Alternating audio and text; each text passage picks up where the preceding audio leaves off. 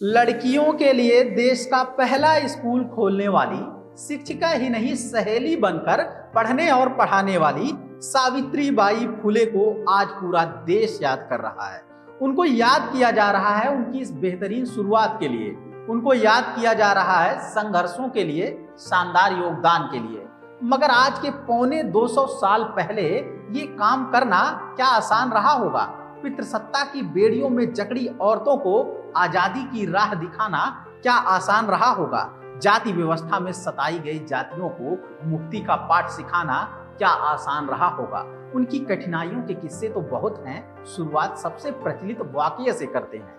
लड़कियों को पढ़ाना मर्दवादी जातिवादी समाज को इतना नागवार गुजरता था कि सावित्री बाई का राह से गुजरना भी कठिन हो जाता था। मर्दों के साथ साथ महिलाओं द्वारा भी इतनी गालियां दी जाती थी, इतना कोसा जाता था कि सहन कर पाना बेहद मुश्किल हो जाता था। मगर वो सहन करती गई, सुनती गई, अपना काम करती गई। उनकी नजरअंदाजी से भी चिढ़ने लगा ये जातिवादी समाज और बेशर्मी पर उतारू हो गया। राह चलती सावित्री पर कूड़ा कीचड़ और गोबर फेंकना शुरू कर दिया। अपमान और गंदगी के हमले भी नहीं डिगा सके इस जिद्दी महिला को। इन्होंने मिशन चलाने का काम जारी रखा। बगल में दाब लेती थी एक और साड़ी, स्कूल पहुंचकर बदल लेती थी और पढ़ने पढ़ाने का काम जारी रखा। गांधी की पैदाइश से पहले ही अहिंसा की यह मिसाल पेश की गई थी।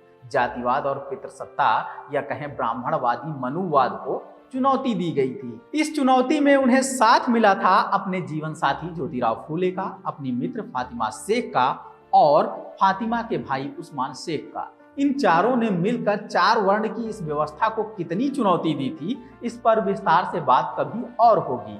फिलहाल बात करते हैं सावित्री के उन संघर्षों की जिनकी कहानियां आपने भी कम सुनी होंगी। सावित्री बाई फुले एक कवित्री भी थी, बेहद ही क्रांतिकारी कविताएं लिखा करती थी। इस बात को शायद आपने कम सुनी होगी। एक कवित्री के रूप में उनका संघर्ष कम नहीं था, क्योंकि वो नहीं चल रही थी बने बनाए ढांचे के अनुरूप।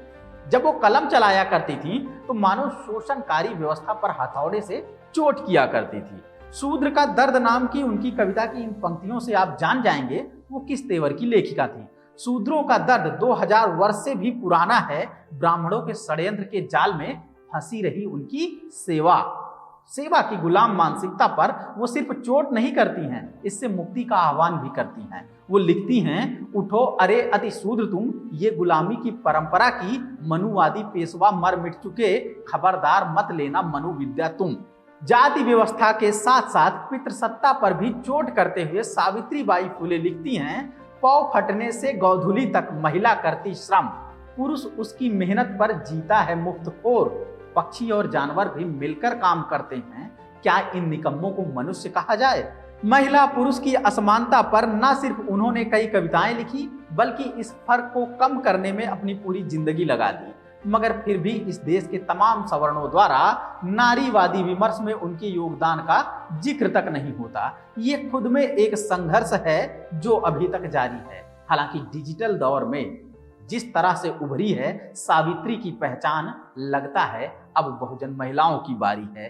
फूले ही नहीं, फातिमा, फूलन, मायावती पर लिखने, पढ़ने, बोलने की दमदार तैयारी है।